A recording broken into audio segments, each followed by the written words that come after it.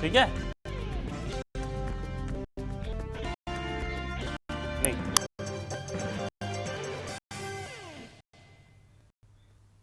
Will he or won't he? All eyes on Federal Reserve's Ben Bernanke as the two-day Fed meet comes to an end. Bernanke is expected to taper the American stimulus.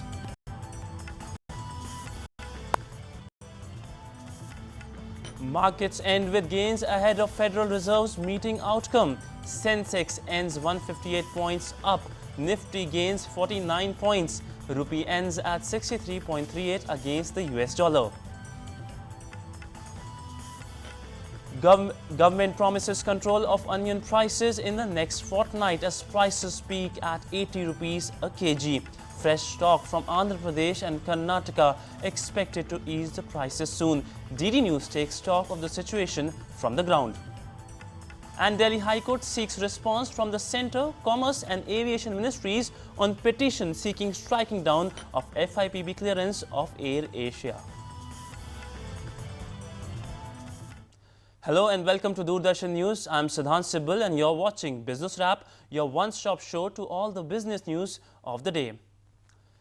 Taper, taper or taper? Will the Federal Bank, the counterpart of India's Reserve Bank, taper the American stimulus? That's the big question. All eyes across the US and the globe will be on the Federal Reserve as it concludes its two-day meeting. The US Federal Reserve Chairman Ben Bernanke is expected to announce an end to the central bank's extraordinary stimulus efforts. Fed watchers believe that the bank will begin to slow down its purchase of $85 billion of bonds monthly. This would indicate that Fed officials think that US economy is back on the track.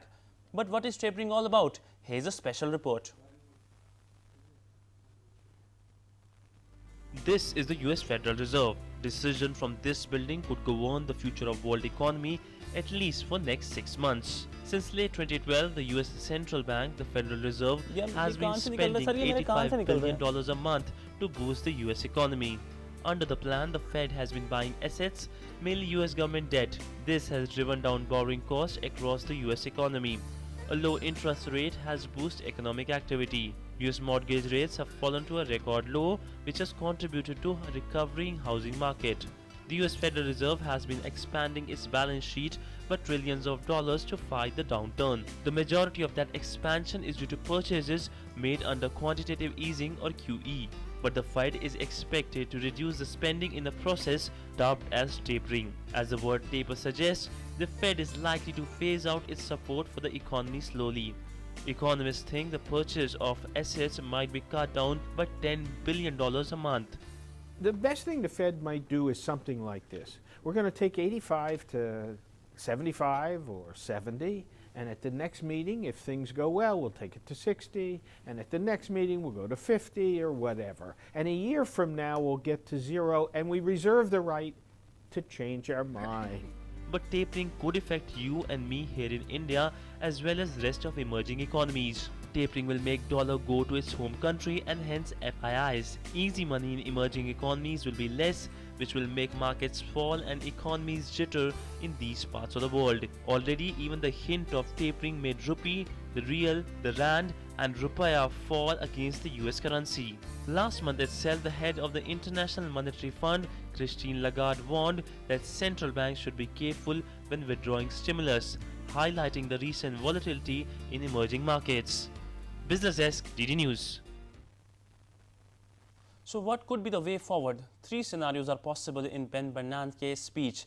First, he might delay tapering, or he might go in for gentle tapering, or he would go for a sharp surgical cut.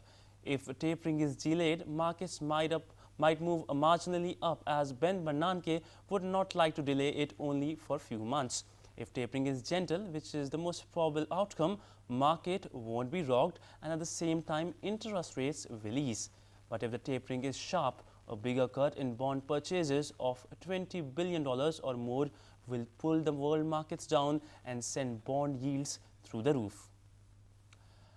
The impact of Federal Reserve decision in India. The importance of Federal Reserve's or Ben Bernanke's speech to India can be judged by the fact that RBI Governor Raghuram Rajan decided to postpone his policy measures to accommodate US Federal Reserve's action. The Reserve Bank will come out with its mid-quarter monetary policy on 20th of September. This will be Raghuram Rajan's first mid-quarterly monetary policy since taking over. Indian markets, equity, currency and bond were one of the worst affected by Bernanke's May speech when he hinted at tapering. Now that tapering is likely to be a reality, it's time to brace up. The outcome of the two-day Fed meeting will be known after 11:30 p.m. Indian Standard Time. Now on to the markets. The markets ended in green today. Fueled by late buying, the BSE benchmark Sensex gained for third straight day on back of banking, FMCG, oil and gas and health shares ahead of the US Federal Reserve's decision on reducing its monthly bond purchases.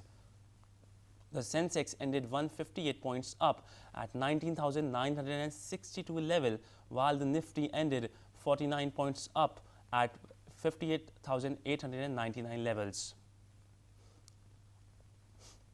The outcome of the two-day Fed meeting will be known after 11:30 p.m. Indian Standard Time.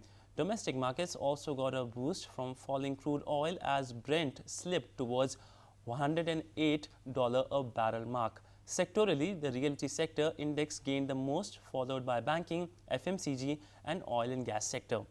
Gainers on the chart were NTPC, Tata Power, SBI, Dr. Reddy's Lab and Hindustan Lever, which gained between 3 to 2%. Losers on the chart were BHEL, Hero Motocorp, Sesagua, HDFC and M&M, which lost between 4 to 2%. Onto the global markets, the world stocks were also in a tight range ahead of the Fed's meeting. The Asian stocks held their breath before the Federal Reserve decided later today whether to slow down its $85 billion monthly purchases of assets. Key benchmark indices in China, Japan and Singapore rose by between 0.29% to 1.35%. Key benchmark indices in Hong Kong, Taiwan and Indonesia shed by between 0.27% to 1.2%. South Korean stock market was closed for a holiday today. European stock markets edged higher as investors awaited the latest policy decision from the US Federal Reserve. Key benchmark indices in UK, France and Germany were up by between 0.2% to 0.5%.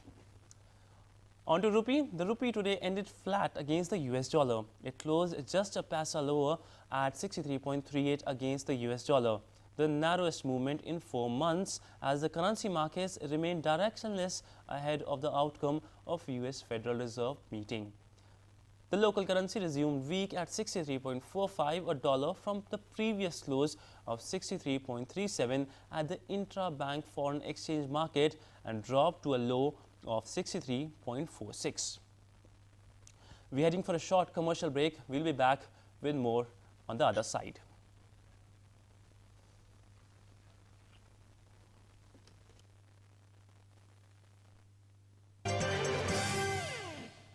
इस film का superstar मैं हूँ। जब मैं अपनी dream neo पर निकल पड़ता हूँ तो इसकी दमदार पावर, ये मस्त लंबी सीट, टनाटन ट्यूबलेस टायर्स, जबरदस्त शॉकर्स और ये कमाल माइलेज के साथ लगता है कि ये सब बस छोटे मोटे विलन हैं। ड्रीम नियो, बनो अपनी फिल्म का सुपरस्टार। बिजनेस के लिए क्या अच्छा है, किसको फोन करना है, किसको पार्टनर बनाना है, ये सब जानते हैं।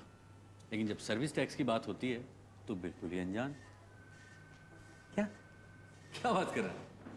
हमें भी भरना है। अब भरना है कि नहीं भरना है, यही टाइम है पता लगाने का, क्योंकि अभी चल रहा है सर्विस टैक्स VCES। तो पता लगाइए और भरिए अपना सर्विस टैक्स बिना किसी इंटरेस्ट या पेनल्टी के। चाहे तो इंस्टॉलमेंट्स में भी भर सकते हैं आप। अब अनजान मत बनिए, सर्विस टैक्स भरें और एक नई शुरुआत करें। VCES, सर्विस टैक्स भरिए, नई शुरुआत करिए। कहाँ चली? ट्यूशन। माँ मैं ट्यूशन चली। आज ट्यूशन जल्दी जल्दी खत्म करेंगे। मुझे पिक्चर देखने जाना है। अकेले अकेले जा रही है? कौन सी पिक्चर? पहले मैथ्स वाली, फिर हिंदी वाली। ओके? ओके सोना। फर्क है सॉलिड दिमाग का। हर हफ्ते लो आयरन की सिर्फ एक नीली गोली। ये खून में आयरन की मात्रा बढ़ाए, दिमाग और शरीर एकदम सॉलिड बनाए। सरकारी स्कूलों और आंगनबाड़ी केंद्रों में निःशुल्क उपलब्ध। सॉलिड बनो इंडिया, भारत सरकार की पहल। Welcome back. The Delhi High Court has issued notice to the Centre, FIPB, Commerce Ministry and the Civil Aviation Ministry seeking replies by 30th of October on FIPB clearance to AirAsia. The responses have been sought following the filing of a PIL by Subramaniam Swamy challenging the clearance given to AirAsia India under the Aviation FDI policy. Swamy has challenged the clearance on the grounds that Foreign Investment Promotion Board cannot give clearance to greenfield projects like AirAsia. Malaysia's largest budget carrier, AirAsia, has entered into a joint venture with Tata Group and Telstra Trade Place to launch a regional airline in India. Allowing foreign direct investment from abroad was really for funds to help Indian existing aircraft services which are having financial problems to get this money and survive in the process. It was not for foreign airlines further coming into India and creating competition. AirAsia is a totally illegal clearance given by the Foreign Investment Board.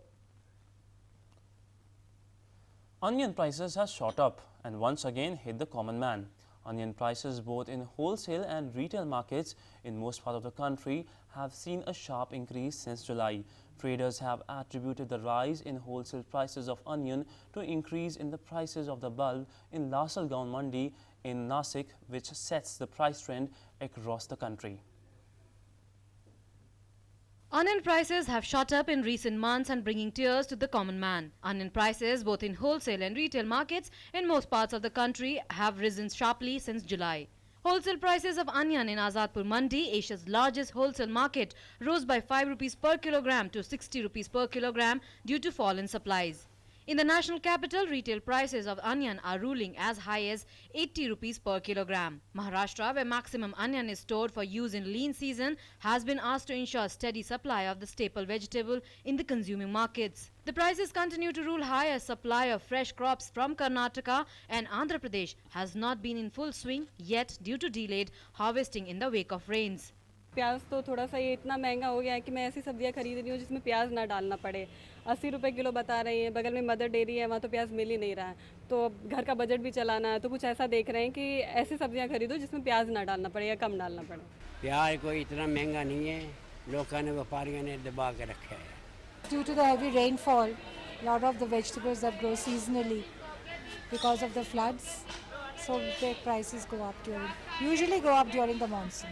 Government is taking every step to curb the rising onion prices, which includes importing onion from the supplier countries and curbing exports. Food Minister K.V. Thomas has also said that maybe in the first week of October, the onion prices will come down as supplies from other states like Andhra Pradesh and Maharashtra increases. But it remains to be seen when these onion prices will come down and stop giving tears to the consumers. With camera person Shashikant, this is Salva Chaudhary for DD News.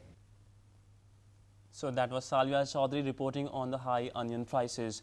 Meanwhile, the government has given assurances of fall in the prices. Food Minister K.V. Thomas said that onion prices are expected to soften by early next month, with supplies from Andhra Pradesh and Karnataka improving. The centre has directed all states, including state governments, including Maharashtra, to take action against traders and speculators keeping onion prices artificially high by taking advantage of the seasonal shortfall. Sometimes there's a scarcity. For example, onion now. Onion, this is the lean month. So lean month, the prices will go up. When the production improves, the prices will come down. So these are some mechanisms that are taking place. And you look at the inflation rate also. Sometimes it goes up, sometimes it comes down. So this is a phenomenon which occurs in our Indian economy.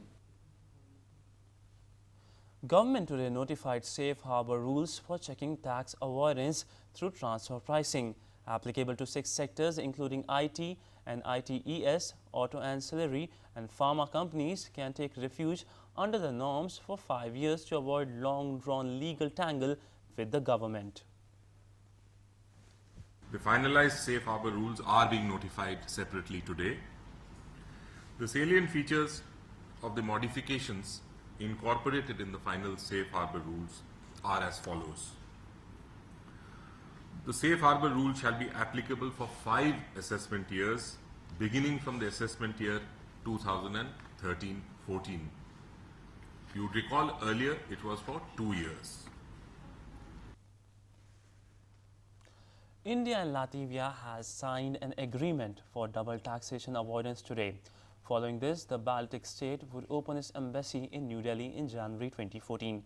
These steps are expected to give a significant boost to trade, culture and educational exchanges between the two countries ahead of India and the EU concluding a free trade agreement. Under the double taxation avoidance agreement, business profits will be taxable in the source state if the activities of an enterprise constitute a permanent establishment in the state. With the signing of the double taxation avoidance agreement, India and Latvia now have the economic architecture in place for deepening and expanding their bilateral relations. We had previously signed a bilateral investment promotion and protection agreement in 2011, and this fits in with that, and we hope that the present bilateral trade, which is approximately 177 million, will increase following this agreement. On that note, another short break, more after the break.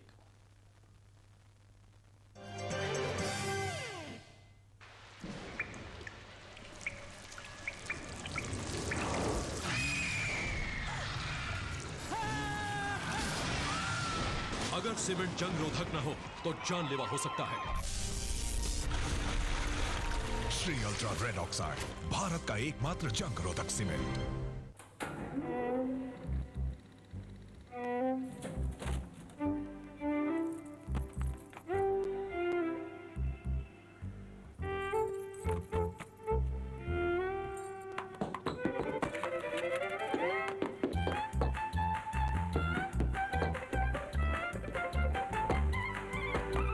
दिल या साथी, चाहे कुछ भी कहे, जो condom का साथ न छोड़े वही है मुकद्दर का Sikandar. Welcome back. Now let's take you to some of the business news making headlines during the day. The trial run of the Jaipur Metro began today with Rajasthan Chief Minister Ashok Gehlot flagging off a train at the Mansarovar station. The trial run will take place between Mansarovar and Shamnagar station via New Atish Market and Vivek Vihar stations. The first phase of the metro train service will be completed before the schedule and after 2 months of trial run on the two.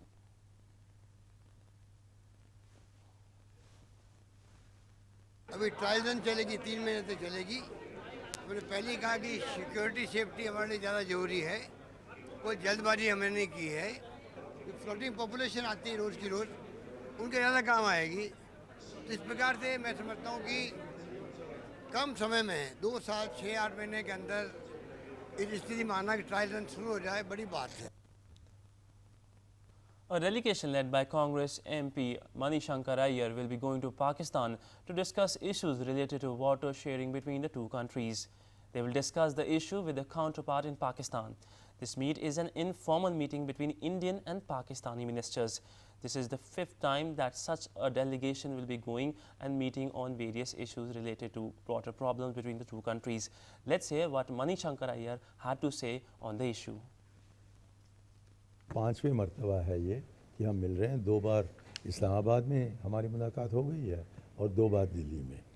और क्योंकि हमारे आपसी जो चर्चा होती है वो बिल्कुल अनौपचारिक है, हमारा मकसद ये नहीं है कि हम किसी भी समझौता पर पहुँचे। हमारा मकसद बस ये है कि उनको अपनी जो दृष्टिकोण है उसको हम पेश करें और वो अपनी दृष्टिकोण हमारे सामने पेश करें।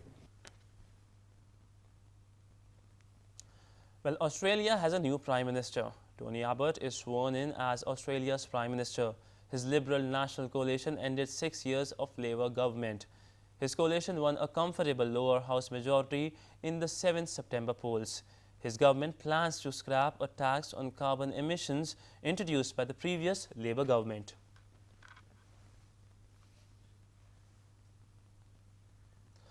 Engineers in Italy have succeeded in setting the cruise ship Costa Concordia upright. Remember, Costa Concordia capsized in January 2012, killing 32 people It is expected to be the most costliest maritime salvage operation in the history. The bill so far has been more than $800 million and rising. Here's a time-lapse footage of the whole operation. The inter-ministerial group set up by the Prime Minister's office to undertake preparatory work for setting up Amritsar-Delhi-Kolkata corridors has recommended connecting the project with 20 cities in 7 states. The IMG, which submitted its report to PMO, has recommended that the Amritsar-Delhi-Kolkata corridor should be aligned with the Eastern Dedicated Freight Corridor, and it would pass through 20 cities in the states of Punjab, Haryana, Uttar Pradesh, Uttarakhand, Bihar, Jharkhand and West Bengal.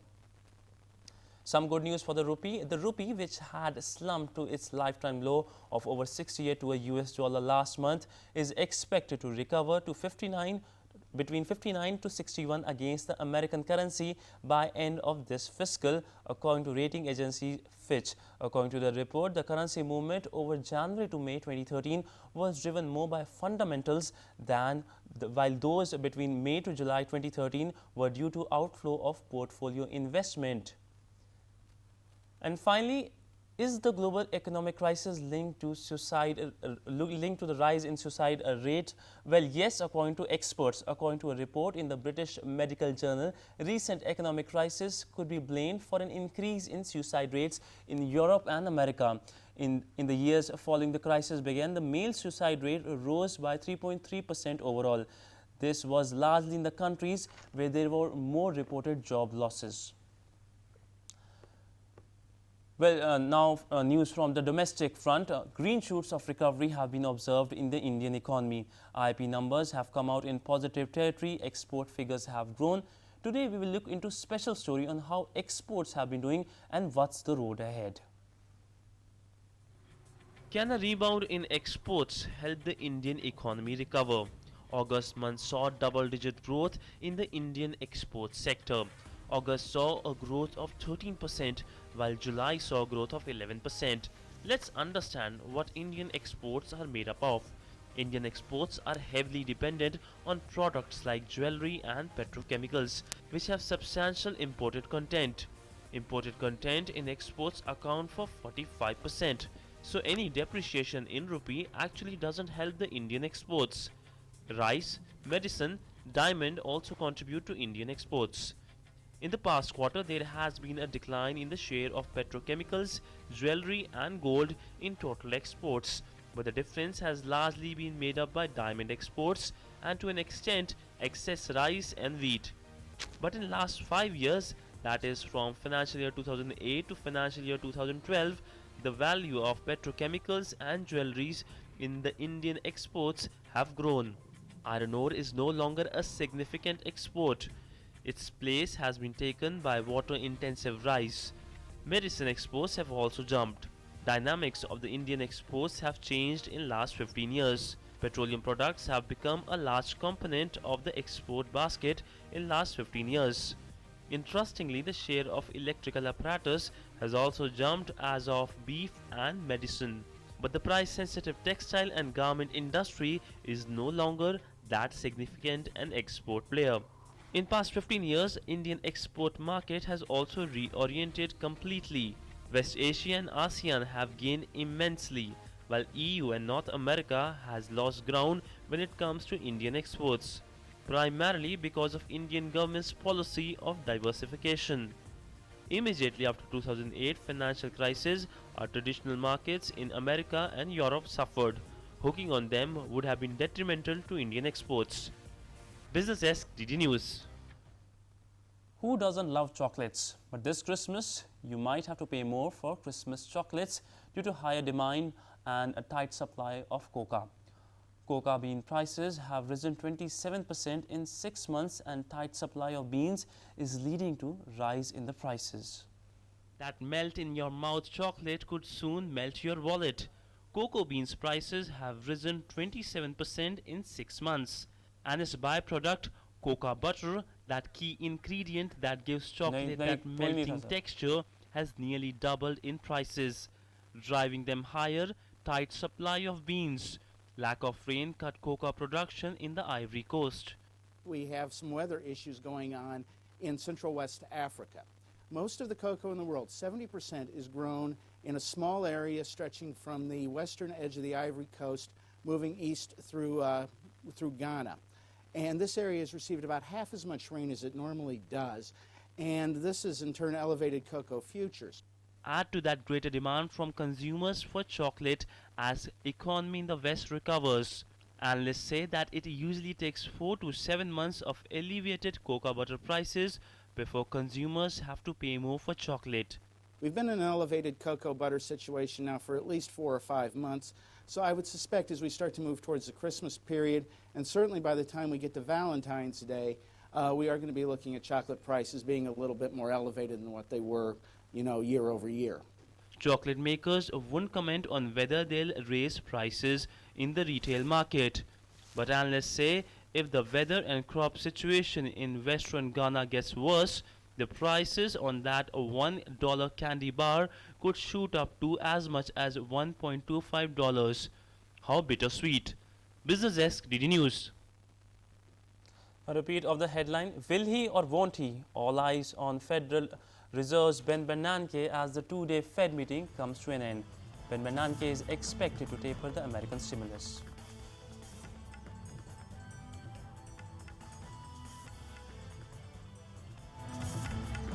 Markets end with gains ahead of Federal Reserve's meeting outcome. Sensex end up 158 points, Nifty gains 49 points. Rupee ends at 63.38 against the US dollar. Government promises control of onion prices in the next fortnight as prices peak at 80 rupees a kg. Fresh stock from Andhra Pradesh and Karnataka expected to ease prices soon. DD News takes a stock of the situation from the ground. And Delhi High Court seeks a response from the Centre, Commerce and Aviation Ministries on petition seeking striking down of FIPB clearance for AirAsia. That's all in the business wrap today. But before we leave you with these images of Ganesh Chaturthi. Today is the last day of 10-day-long Ganesh Chaturthi Puja. Idols of Ganesha were being immersed in water bodies throughout the day. The festivities were marked especially in Amchi, Mumbai. Meanwhile, the insurance sector cover for the famous Lal Bagh Raja is 51 crore rupees. Thanks for watching. Namaskar.